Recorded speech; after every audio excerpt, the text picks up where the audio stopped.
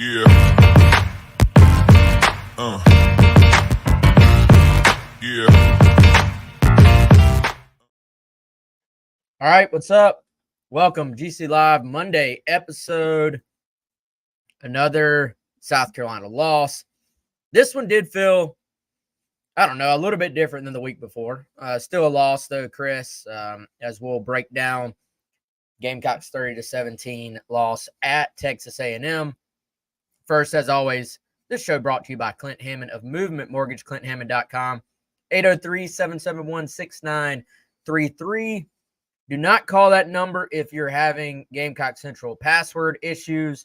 Do call that number if you want to buy a house or you just want to know if you can afford a house. I know, obviously, this is not going to be one of those things where I tell you, hey, interest rates are great. It's a great time to buy a house.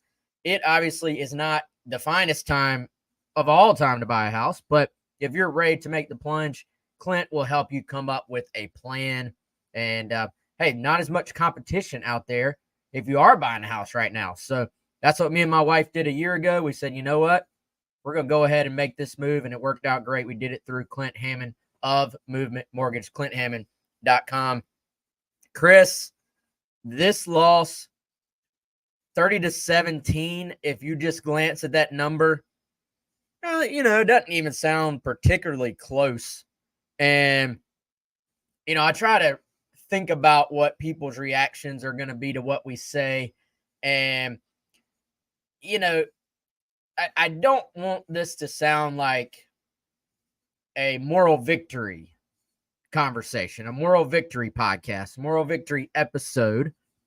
But I do think the point of these episodes is to try to point out the theme of that particular game, the theme of why South Carolina won or lost. And to me, the theme of why South Carolina lost, the overreaching reason for that was all the minor details that South Carolina sort of did not take care of, all those little things that they didn't quite complete the technique the way you're supposed to, all the opportunities that they, in some cases, to give them credit, opportunities they created for themselves, but just did not complete, were the reasons why they lost by 13 points at Texas A&M on Saturday afternoon. Yeah, and that's the best way to break down a game, Wes. There are some games where I can think of a few where you might have a hard time picking out anything good, right? But you shouldn't, in every loss, just go and say, everything's horrible, everything sucks, there's nothing to analyze.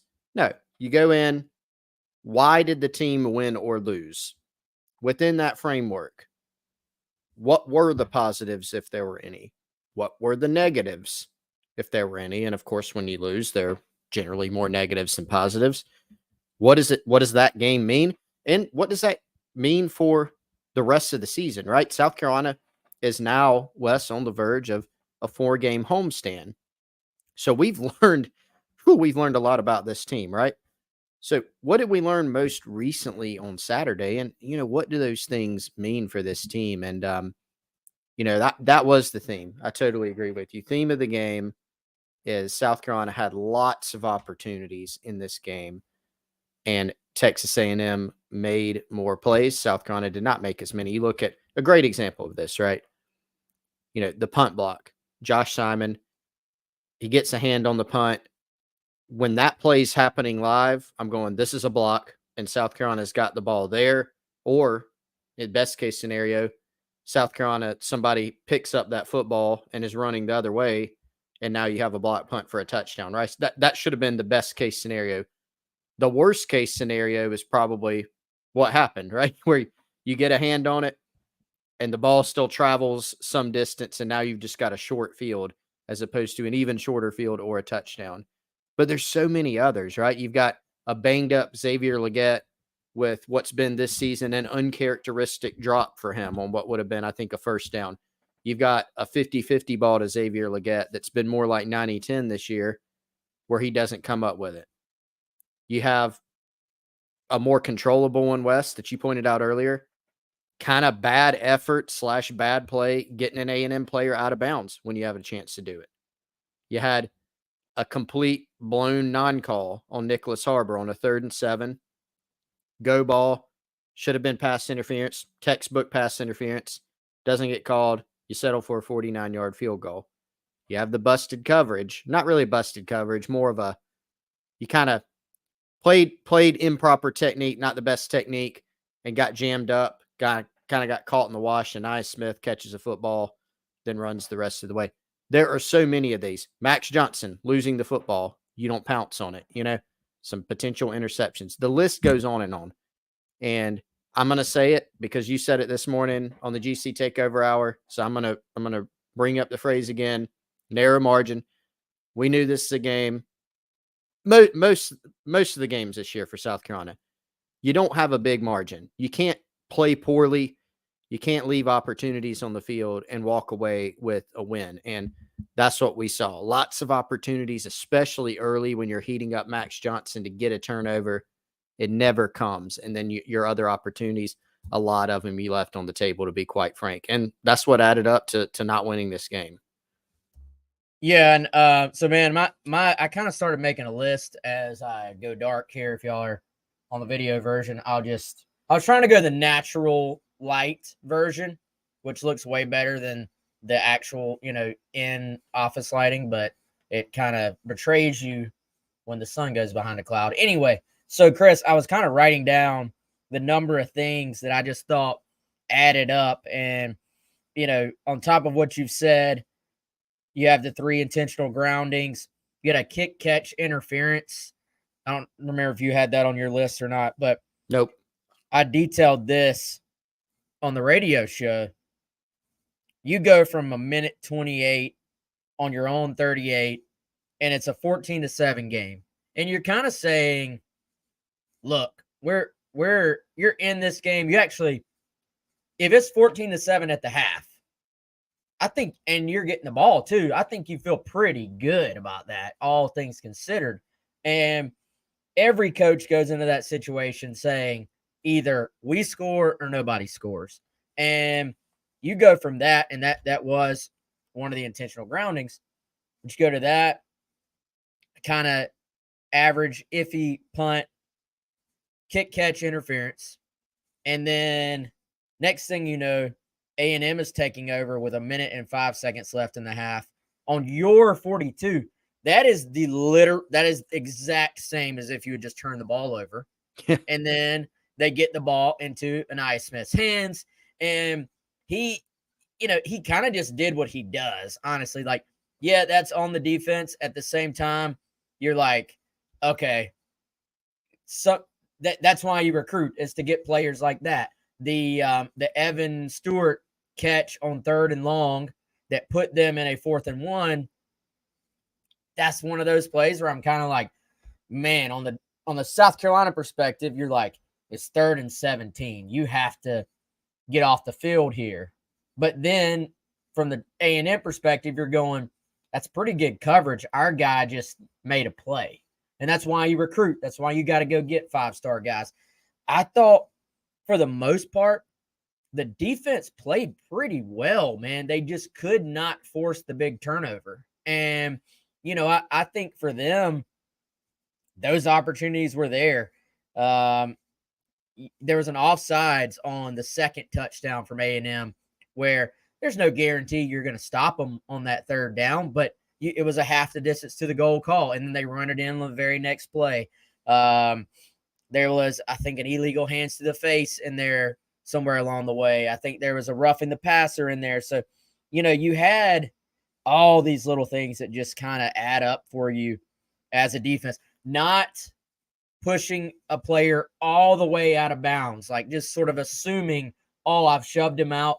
This is the ensuing drive after you have cut it to 7, when your energy should be at its absolute highest. You have some momentum, you have some juice. And so it was kind of just the little things, man, that added up. For the most part, the defense battled. They won some one-on-ones. I thought as far as pass rush, they were pretty good at times. But even in the running game, man, defensive running game, where A&M's running it, they didn't get stuck. Like, I felt like against Missouri, they were getting stuck to the blockers, basically. Like, you did not see them disengaging. I felt like there were a lot of times where A&M runs the ball, it's hat on a hat. The assignment from an A&M standpoint is kind of schemed up the way they want, but a Carolina defensive lineman creates some separation, gets off a block, and makes a move. So it's a 2-yard run as opposed to them getting into the second and third level of your defense, which is something Missouri did a ton of last week. So there were some things to point to that I'm sure the coaches liked in film review. But then because of that, like, I don't know which one's worse. Because of that, there were probably some things that made them want to pull their hair out reviewing this game as well. Yeah, it is a game. I think there's different categories for the games this year. And this one kind of goes a little bit more probably in like the Georgia category, where you feel like it's like a missed opportunity game. You against Georgia, you don't force a turnover. This game, they were a lot closer to forcing a turnover than in the Georgia game, I would say. But I mean, Georgia game, you're up at halftime. You weren't up at halftime here, but you were up at halftime. You'd made some things happen. You just made too many mistakes at the end of the day. A great team in Georgia, came back and kind of did what they do. This one had a different feel, but I think the staff's going to take away, hey, in a lot of areas we did enough to win. But they were, Wes, the list that we just went over, your list plus my list, I mean, it was like 25 things on there. And especially with where it's hard to do that just in general and win an SEC game on the road, especially with where South Carolina's at. It makes it even more difficult. There were some things that certainly improved from last week. There were some things that kind of continued rearing their ugly head from what we have seen all season. So you're right. I thought about the same thing. Like, what do you think watching back the film? Like, are you more disappointed almost because you just feel like, man, we played so much better than last week, but there were just all these different missed opportunities. Some of them even have a little bit to do with luck, Wes, where the ball bounces when you knock it out of the quarterback's hands, right? Just happens to be an offensive lineman for A&M is looking back. There he is. He falls on the football. A referee not calling something. But most of the things were a lot more in control and just not enough consistency, right? Offensively, I thought Dowell Loggins did a really good job of managing this game because that was the number one question. That's the thing we harped on so much. This A&M defensive front is so good. They can cause so many problems. They came into this game leading the nation, tied for the nation's lead in sacks and tackles for loss. They bettered their tackles for loss number. They had 10. I think they were averaging 9.3 going in. The sacks, they had just 4, right? Those were impactful. But I think overall, you managed that pretty well. We saw them move Rattler some. We saw Rattler move on his own some. The pressure is honestly not what I thought it was. And then, of course, you're playing with a banged-up Xavier Luedecke, who became even more banged up during the course of the game. Your offensive line continues taking hits, right? And I agree with you, Wes, that there are a lot of times where the defense gave you a chance. Complementary football is something that Shane Beamer harped on after the game. The second quarter, especially, they did not do that. There were times in which one side of the ball did not give the other two, or two sides did not give the other one, the best opportunity to be successful. All 3 of A&M's touchdowns came on short fields. 2 of them they got the ball in Gamecock territory. So, again, all those things adding up, some good from the game to take away, things that maybe you can build on, things you can say, hey, maybe this area is on track to improve. Hey, they manage this area well. But overall, too many things that were just things we've seen before and things that, were just inconsistent for them. Yeah, for sure, man. All right, let's see. Before we move further, you want to tell everybody about Trey Harrell?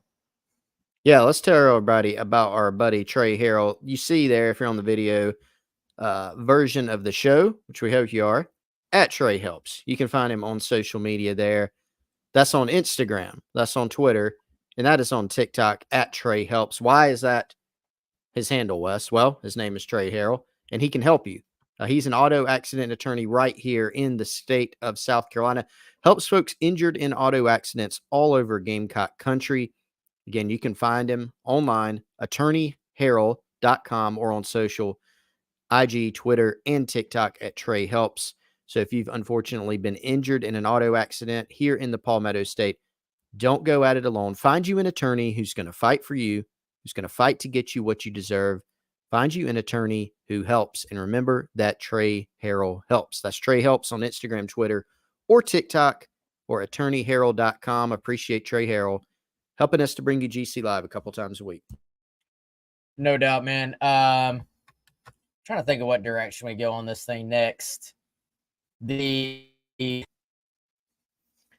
defense, I thought, like we said, gave them a chance. And if you're kind of going to look at the season as a whole, we'll talk about this more as the week goes on, I think, a little more big picture. But the Florida game, I made the comment earlier today, the Florida game is the one you're going to go back and kind of circle like, man, that's the one that could have at least given you a shot at a season that wasn't a complete disappointment. Well,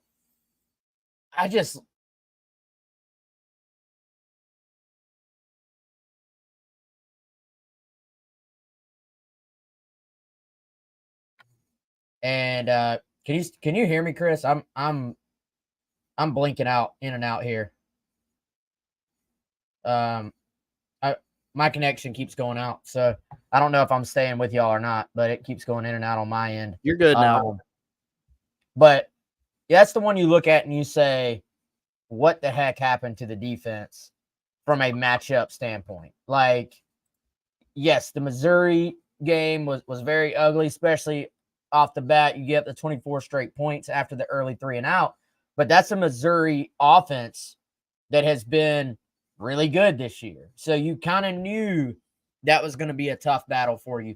A&M, for the most part, against South Carolina's defense, this is an A&M offense that has not been great this year. They've struggled a little bit up front. You knew they had talent at the skill positions, but you could get after them, but you didn't know, hey, what we've seen from Carolina's defense lately, can they even take advantage of that?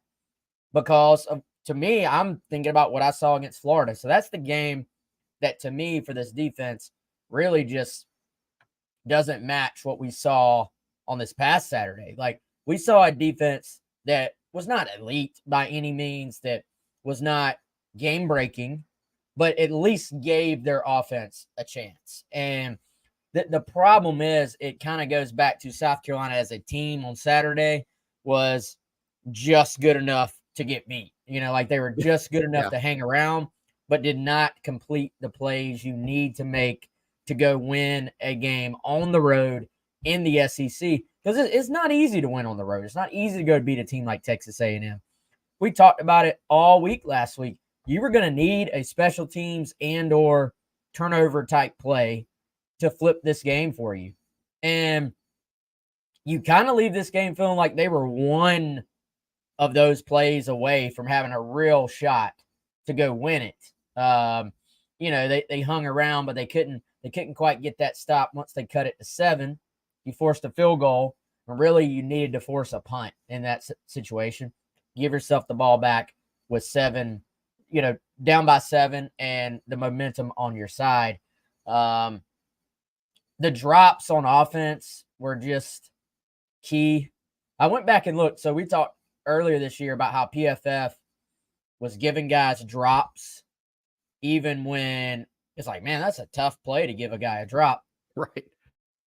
Whoever graded the game this week was a little bit more lenient. They had South Carolina at 3 drops on offense, which I remember at least 4. Mm-hmm. 4 clear drops, in my opinion, not even like, that was a contested catch. 4 clear drops, I remember. They also had Max Johnson at only 1 turnover-worthy play. Now, That's in the passing game only, I think. Like, I think that's literally throws. But I remember 2 throws that felt definitely turnover worthy. Yep. You have the fumble where he gets hit. You have another play where he gets hit where the ball is just hanging out there, the old proverbial hanging out like a loaf of bread cliche. So the stats didn't really, even the advanced analytics didn't quite back up what I think you would have seen in that game. The ball was in danger quite a bit, but it kind of goes back to me, that O-line, though they were banged up, they hung in there, man. But then your banged up receiving core, you just still haven't quite gotten that consistency out of that group that you really need. And Luedecke just clearly was not himself. Yeah, I mean, I remember the broadcast going to commercial, and they were showing one of those plays where Max Johnson was moving with the ball in the pocket, kind of scrambling out of the pocket. I'm going, man, look at how he's holding that ball. Like, kind of thought it may be an omen for a turnover that would have been forthcoming, and it just wasn't to be. And that has been, Wes, a huge storyline. South Carolina, what has it been? 3 games, without forcing a turnover now. That's substantial, because this is not a defense that's good enough to just stop teams over and over. I mean, just call it like it is. They're not. And neither have the defenses from the past 2 seasons been. But the difference has been they've managed some games better because, and you look at the A&M game last year as an example of this, they managed some games better because they're able to force some turnovers. And turnovers are, a lot of it is, sometimes it has to do with some luck in there, as far as just maybe the ball bounces somewhere. Maybe the quarterback gifts you a bad throw. But a lot of times you're making your own fate with turnovers. You're creating a sequence of plays, a series of plays where the ball is getting put in danger. That might be your disguise on defense. It might be your coverage. It might be a defensive lineman batting a ball in the air, or a pressure getting to the quarterback and forcing the ball on the ground, or a bad throw. And eventually you'll break through.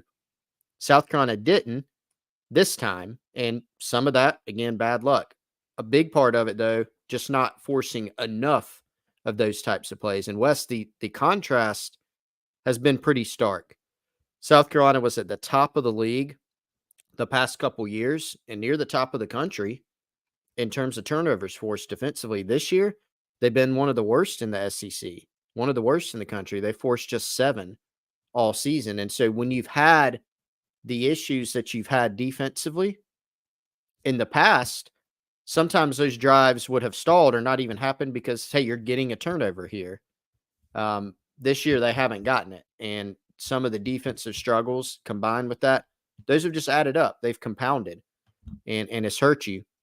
The point on the offensive line, that, Wes, was probably the biggest surprise of this game, I thought, is not, we're not coming away from this game saying, man, look, South Carolina's O-line was incredible, right? But I think you do contextualize it. This is an A&M defensive front that has completely wrecked people all year. Alabama, you name it, they've wrecked people. And the Gamecocks very much held their own. Spencer Rattler was a big part of that. The game plan was a part of that. Were there problems? Sure. And I think we expected that. But I think they played better than I thought they would have. And that was despite more injuries. Trey Jones going down. Tree Babalade, who probably wasn't going to play, coming back in this game. Trovon Ball gutting it out. I thought it was a pretty solid performance by that group, all things considered. They gave the offense a chance, and that's really what you wanted from them. Like, you graded a little bit on a curve, honestly, going into that game. Like, playing Jacksonville State this week, you expect there to be some times where you would hope, even with injuries, you can push them around a little bit, because you're still an SEC offensive line. We'll see if that happens. But against an A&M front that is one of the best, absolute best in the country at creating tackles for loss and pressures and all those things, it was a recipe for disaster, honestly. And they hung in there and just gave Rattler and the other guys a chance, which I think is all you could ask for in this one. I want to respond here, Chris, to a couple of different takes on the chat. First, Taylor on YouTube said he's getting sick of Beamer's coddle culture. Does he ever get angry or hold these players accountable? Taylor, I think to answer your question, you can be a team that I know people sometimes think, trying to think of the best way to say this. People get tired when you're losing of hearing about all the positivity, right? And that that they preach love and all this stuff. People get tired of hearing that when you're losing games. But you can have that as a core of your program while simultaneously coaching the guys incredibly hard in practice. Like, I think if the practices were open, people would be shocked at just how hard they do coach these guys. Yeah. Like, they get after them. And Beamer, the nice guy, is not always the guy you're going to see when he needs to turn it up another level and when he needs to get after him. So I see why that could be the perception, but it's really not like that at all at practices. Like, they do get after these guys and they push them, and it's not just, oh, it's okay, it's okay, it's okay. What you see is a result of right now they're a 2-6 going to this past game, a 2-5 football team, and that's what any coach should do. They should build the guys up when they're struggling. You have to build your team's confidence when you're struggling. He's going to do everything he can not to throw them under the bus when you're in a situation like you are right now. If you're 6-2 and coming off of 4 wins in a row, that's when a coach is going to try to bring your guys back down to earth. Kind of, hey guys, we're not perfect. We have to play better. We can't keep playing like this and keep winning games. So I can see why, especially compared to Muschamp, that you might think they're only being coddled. I mean, they just kicked the guy off the team last week. So I think that's a little bit of a misrepresentation of how things actually are. What do you think, Chris? Yeah, I think so. And I think this is one of those areas. And by the way, no disrespect on the take. Like, I can't, I would say I agree with you on that, Wes, because Beamer is in those private settings more intense than I think people would know. I do think some people, especially when the team's struggling, we see this in every sport. The coach, if a team is losing, is either too intense, not intense enough, somewhere in between. We start getting the press conference analysis of what is he saying versus what he's not saying, and their dissatisfaction with that. I think generally, again, losing makes everything worse, and people look for other things, right? And of course, the way a coach conducts himself, the motivation, the coaching, all those things matter. The point is, if you want Beamer to pull a Nick Saban on the sidelines, you aren't going to get that. That's not who he is on the sidelines in that setting. You're more apt to get the Shane Beamer who's dancing around after they block a kick like we saw, a few times last year. You will see that. Is it always like that in practice? If somebody messes up in practice, is he always going over and putting an arm around them and telling them it's okay? No. We see the very public, incarnation of that. And that's not always what it is, behind the scenes. But I get that. I mean, we always see this, Wes, where some people think it should be more intense. If he, were a Nick Saban type coach and he blew up somebody on the sidelines, some people may say, why are you doing that? And this is something where, this is how he's kind of built the program, right? So after the Florida game last year, I remember similar things. Why are they not blowing players up? There's no accountability. They go out, do what they did at the end of the year. That's not to say they should be without criticism. The way has been the exact right way. It's just the point I'm trying to make is when they're losing, we tend to analyze these types of things more. Yeah, when it is interesting, a few weeks ago, you had people saying in the press conference, well, Beamer's not taking responsibility for the losses. He's putting it on his players. He's being too hard on the players with what he's saying in press conferences. So regardless, you're going to have different people give different takes when you're not winning games, to your point, Chris. And I think that's where we are right now, man. If you're 6-2, nobody cares about that side of things, I think. Travis saying the difference between this year and the past, too, is really special teams have not had the dynamic touchdowns that we had in the past. I can agree with that to an extent, Travis. I think you look at the number of games that turned because of big special teams play or just by avoiding negative special teams plays. I mean, if you could add one or two of those sprinkled throughout the season, is it a different year? Very possibly. I think you have to add in the defensive forced turnovers into that conversation as well. And, and just having last year an offensive line that, I mean, let's be honest. A lot of people throughout the year were saying the O-line needs to be better, right? But then, that was, Chris, one of those things where, it can't be any worse. Well, then you saw at times this year, the other side of that statement. So, not to get too negative there, but you see where I'm going with that. Travis also saying the wide receiver room being so slim, shouldn't we run the ball more? Mario is a 20 to 25 carry back. I would say to an extent, Travis, I agree with Mario. First of all, if you want to point out a positive from this game, I thought Mario Anderson was fantastic. Looks more and more like Mike Davis every day. He looks like he's running even more confidently.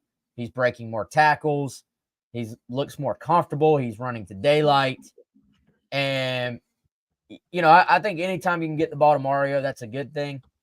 I also feel like this is not a front that you can just go say, we're going to run the football every first down and have any success whatsoever. That front being A&M. I mean, I feel like this was a game where you looked at and said you were going to have to throw on first downs to beat A&M.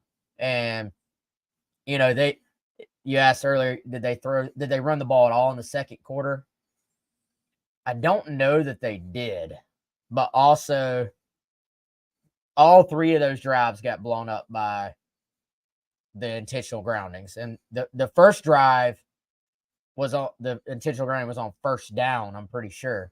So at that point, the drive ended up being completely blown up. Let's see. Another question. Jay Diaz says Jaron Willis got to play and was killing the quarterback. We took Willis out and didn't see him again. So I already had Jaron Willis written down. Let's talk about him a little bit, man. I thought, first of all, there's some positives there. Like, he flashed big time. And my take was not, oh, well, he looked good. Why did they take him out? My take was, for one, kudos on him for continuing to come along, even though he was not playing, frankly, really at all on defense before. And two, we're also quick to judge. I thought it was a smart move to find a way to get him on the field. It appears they created a third down package for him. And so I think that will continue to expand. I think basically they said, what's a good way to use his skill set and get him on the field? You saw some true Charlie Strong, Zach Arnett, 3-3-5 stack with him and Bam Martin Scott both on the field on third downs. And they got after it, man. Those guys have some pass rush juice. So it wasn't, I don't think, Chris, we saw Jaron in there like as an actual sub in South Carolina's base defense. It was more, hey, here's your package. Here's what you need to do in this package and go excel at it. Yes. And this is a guy that has come along. You know, there were a lot of questions about him, Wes, from Gamecock fans, subscribers of Gamecock Central before the season because he was, you know, a 4-star guy in high school. He was transferring from an SEC program.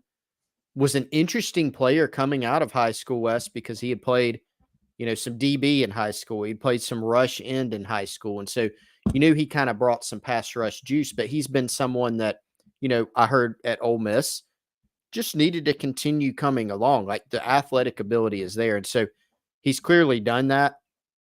And I think like you said, finding a role for him that, hey, it may expand. You know, maybe the staff looks back at the game and says, hey, we need to find a way to get him on the field in that package more.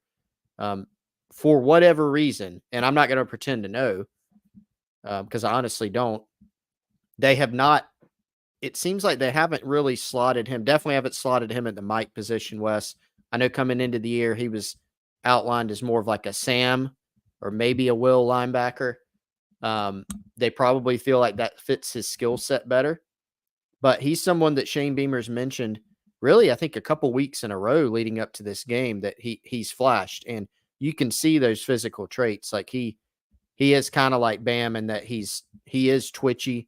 He can run, can give you some of that pass rush juice. And so he may end up being, you know, an important player that can give them a little bit more down the stretch as they try to find some answers from a pass rush standpoint. Well, I think every guy kind of comes along at their own pace, both physically and in terms of, you know, playing in a defense and playing in a scheme and doing all the little things they're asking for you. Like I think it's one thing to be ready to go, hey, we're going to put you in and our entire playbook is at our disposal while you're on the field versus, hey, here's your package. Let's get you comfortable doing this first. So Willis, to me, he's maybe that guy you circle. Build off of your finish from this year, and then maybe next year you go into where you're pushing for one of those main rotational spots in the 4-2-5, those two main linebacker positions that are on the field pretty much every single play. And I think I was trying to go through, we may have seen the actual 4-3 maybe once in the game, Chris, I think, but for the most part, and if we did, Willis was on the field, but for the most part, they were in 4-2-5, their base. They were in that 3-3-5 in some third downs, and then they actually were in a dime look like once where, and that was on the third and long early on where David Spalding was on the field and they hit that sort of deepish ball down the middle to Evan Stewart. That was like a cover 2 man. I think that South Carolina rarely runs that coverage, I think. But anyway, even when a season seems lost, there's always little details you can take away from a game. And that was a nice, just, Chris, I thought that was a nice tweak, a nice little add to the old repertoire on defense to try and create more pressure. Let's see. We saw Judge Collier get a start at cornerback. Yep. That was interesting. With OD unavailable for the first half. Connor Cox played some special teams. Keenan Nelson Jr. has been listed as a safety on the depth chart for a couple of weeks. I don't know about you, Chris. I was number searching when DQ got disqualified from the game. Who's going in next? Yep. That was my question. That ended up being 18, Keenan Nelson Jr. And made some physical plays, actually. He had the one stop where he came flying in there, you know, near the goal line, down there in the red zone, inside the 5, that Gamecocks honestly like had the running back in the backfield and kind of missed a couple tackles. Not kind of, they did. Guy kind of slipped out of there, and in comes Keenan Nelson, made a nice stop for them. So I think, Wes, you know, that safety position, thinking a little bit more long term now, that might fit him pretty well. I'm interested to see that continue. So obviously Nelson was the game 1 starter at nickel, and the Gamecocks have used, you know, a few different guys there from a personnel standpoint at the nickel spot. And so having him back there at safety, I thought was interesting because I had the same question as you. You know, who's up next? Who's going to go in there? And it was him. So interested to see, you know, how that goes going forward if he stays there, you know, for the long term, for the future, for next year as well. Let's see, Chris. They actually just put out the depth chart for this week. Last week, it didn't change at all what they put out. This week, and again, usually we've said this before, but when they put out a depth chart, it is reflecting what you just saw in the game last week. And I don't think, Chris, that this was written out this way before. They actually have Nick Harbor, who made his first career start this past week, now listed as an official starter on the depth chart. And I thought that was interesting, man. Leggett obviously went into it hurt, but he played, obviously wasn't quite himself. But the real change was that it was Harbor on the other outside receiver spot as opposed to Omega Blake. And we had seen Omega Blake for a good portion of the year step into that starter's role. This week, we thought, or at least I thought, well, if Leggett can't go, Harbor may get his first career start. It was, well, Leggett's going to start and Harbor's going to get his first career start. And the snap count reflected that as well. It did, you know, and that was I kind of got an inkling, Wes, that Nick Harbor, regardless of Leggett's health, was probably going to play more. Certainly, if he didn't, you know, was limited more than he was, Leggett ended up playing, you know, even more snaps than I thought when I went back and looked at the snap count. But Nick's been coming along. Nick Harbor has been coming along. He's been working really hard, which Shane Beamer has alluded to. Had the early drop, rebounded, made some big plays, you know, in the game. Again, thought he should have drawn a pass interference on the go ball, kind of using that size, using that ability to get over the top and get vertical. And he did some really nice things. So he's clearly earned that time. He's come along, Wes. He's progressed, right? Like, you get a freshman in with his talent level, but you know he's raw. If you were reasonable and you understood like the climb and you understood the process, you knew that he wasn't going to go out against North Carolina and catch 10 passes and have 3 touchdowns in the game. That was not a fair expectation, but you know, would he make a jump at some point? And I think it's fair to say that he has. Now, have the injuries at receiver played a part in that? Yes, but I think simultaneously, Nick's been working really hard on his hands, been spending extra time, and that's showing. I think he's starting to get more confidence. Clearly, Spencer Rattler has confidence in him and is going to keep looking his way as well. You got to love how Rattler, not only just the leadership quality of going over there, great job by the SEC Network crew, I thought, and detailing that, how you see Beamer go right over there, you see Rattler go right over there, and clearly Nick was frustrated with himself. That's not easy to drop the very first ball of the game. And some guys maybe go in the shell a little bit, you know, don't throw it to me. Like, and Rattler came right back to him.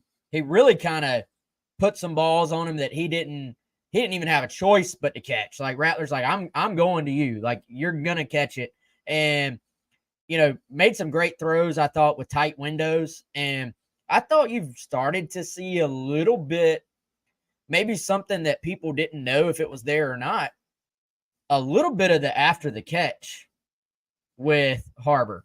It's not just straight line, man. You saw you busted out a little spin move, a little bit of shiftiness there. For a big kid, he has good feet. And this is the part where I think it could start to get fun, because you can see the confidence building. You can see the ability starting to show through, just the pure athleticism. I think Tyler had used the word clunky a little bit. That's a good way to describe it. You can just tell he's feeling his way out, but the natural athleticism starts to shine through too. And so these final 4 games, I think if you're a fan and you're like, man, I'm over this season, what's something to even be excited about? To me, it's watching 8 continue to grow as this year progresses. Yeah, that's a big one. I mean, the people are getting what they want, right, on that front. I want to see Nick Carver play more. Well, here it is. You're probably going to get it. We'll see, Wes. I mean, we don't know for sure Juice's status for next week or going forward. We don't know what AB looks like going forward. Luedecke will probably be fine, right? But will he be dealing with some things? Maybe. But it seems like regardless, we're going to be seeing more of Nick Carver. And it has been pretty cool to watch that progression, because what he is now is not what he was at the beginning of the year, for sure. And it's not what he's going to be by the end of the season. It's not what he's going to be next season or by the time he's finished at Carolina. So, you want to start with that canvas. You want to start with the athletic tools, and he had a lot of them coming in. That size, obviously the long speed, and then he had some other elements that, in terms of being a wide receiver and not just a big guy that can run, he needed to continue to develop. And to his credit, he's done that. He's continuing to do that. For sure, man. For sure. All right, couple more things here. But first, head on over to our friends at Bird Dogs. Go to birddogs.com/Gamecocks or /Gamecocks, and you can get a free hydro style flask water bottle. Hydro flask style water bottle. I should really write that down, Chris. But really, and that's with any purchase. Go check out the old polo shirt from these guys. Oh, wore it last night. Yeah. Chris wore it last night. Best fitting, most comfortable, softest. I mean, this thing is off the charts. Bird Dogs, I thought, was more known for shorts. That's what I knew them as. But this polo shirt, been telling anybody and everybody that'll listen about this thing. Support those who support us. Go check out Bird Dogs. And Chris, I know you've been rocking them shorts like it's going out of style, man. Wes, and I was going to say, at first I was going to say, like, I'm embarrassed to admit, I'm not. I will tell anybody, I'm wearing them again right now. I've got on the Bird Dog shorts again. It's like an almost daily thing for me because they are so comfortable. Love my Bird Dog shorts. Love the shirt. You can love them too. Yeah, go check them out. Use promo code Gamecocks or just go to birddogs.com/Gamecocks. And Jacksonville State coming in, man. Is there anything else on A&M? I don't think so, man. That we did not hit that you want to hit? I don't think so. I got an insider report for those listening live. It'll be out in about an hour. A few more thoughts. And how about going over my notes I took as I was rewatching? How about Kilgore now adding punt returner to his resume? Yeah, dude's doing a little bit of everything. What a player. Great recruiting get. Yeah, he's a dude. He's got the dude status for sure. And I mean, he's already really good, man. And to think about how good he could be, in year 3, because I don't know if they'll have him beyond that, quite frankly, with the way that he's played, the way he started his career. Yeah, he's a dude. He's got so many of the traits, and just a big time kid too. Big time young man with how he handles his business. So this was preseason media day. Every player, every coach was available. I was kind of just chatting with Pete Limbo, but on the record. And I was kind of just leading him into talking about punt return spot. And I said, so I'm assuming AB and Eddie Lewis are fighting it out for that role. And Limbo's like, again, this is way back preseason. He's like, yeah, I don't remember exactly how he said it, but he's like, you're right. He's like, but don't forget about Jalen Kilgore. And so even back then, he had seen something where he was like, this guy could help us at that spot. And man, some guys just make things look easy. Kilgore appears to be one of those athletes that makes like everything look easy. And frankly, I got to think South Carolina got tired of some of those punts hitting the ground and losing field position, right?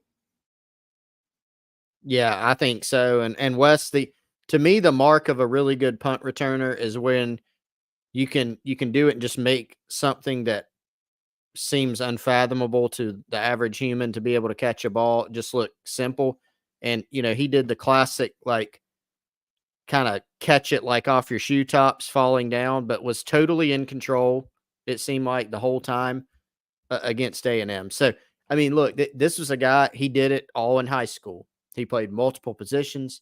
He played all three phases of the game, all sides of the ball, and he excelled in all of them. And so, no surprise that he's been able to come in and do it with his skill set and the type of guy that he is. But yeah, it was interesting, with AB out, seems like they wanted a little bit more, and gave him a shot. And I thought he did well, not surprisingly. Yeah, and y'all just wait. If they can get room for him out there, kid can run too, man. And I think has some shiftiness to him. Wouldn't be surprised to see him break one at some point in his career if he keeps holding on to that job moving forward. But yeah, I think that kind of closes the book on this. We'll obviously react when the coordinators talk about this game and then the next game on Wednesday as well. But Gamecocks versus Gamecocks for the first time ever. And South Carolina opens as a 2-touchdown favorite in this game. I saw it as high as up into the 16s. I saw it as low as 13.5. I saw it kind of settling around 14.5 on one site. But Chris, we talked about this off air. I don't know if people remember. This game was originally with Liberty. Yeah. Can you imagine what the conversation would be like right now? Like, there are already some fans that are a little bit iffy on this game, because of how things have gone. And Jacksonville State, I mean, not a bad football team, Wes. But man, imagine being 2-6, staring down the barrel of a really good Liberty team coached by Jamie Chadwell, who was in the mix for the job when it came open last time here in Columbia. That would be something. And who was the head coach at Coastal when they were supposed to play in 2020 with a really good Coastal football team. Really good. That team. obviously never happened as well. So, I don't know much. We'll dive into this game as the week goes on. I don't know much about this Jacksonville State team itself, but they've won some games, man. So 7-2. You're gonna have to play. You're gonna have to play if you're South Carolina, not a just show up game. Like, you're gonna have to show up and play, and we'll see what happens. But we'll dive into that as the week goes on. You know who always shows up for you, Chris? It's our friends at Liberty Tax. 803-462-5576. Tax time right around the corner. Go ahead and get settled in and get yourself ready. There may be some things you can do right now to better situate your tax situation for next year when you're doing your taxes. Hit them up right now, 803-462-5576. 3 convenient locations right here in the greater Columbia area. All right, Chris, I'm tapped. What about you? Me too, man. Let's save some for later this week, though. We shall. All right, appreciate y'all hanging in there. I know, believe me, I know the season's been tough on y'all. Appreciate y'all staying dialed in. We'll see what can happen these last 4 games. Who knows? Maybe they run the table, man. A lot better matchups down the stretch for South Carolina, but it starts with not looking past Jacksonville State this weekend. For Chris, I'm Wes. Appreciate y'all as always.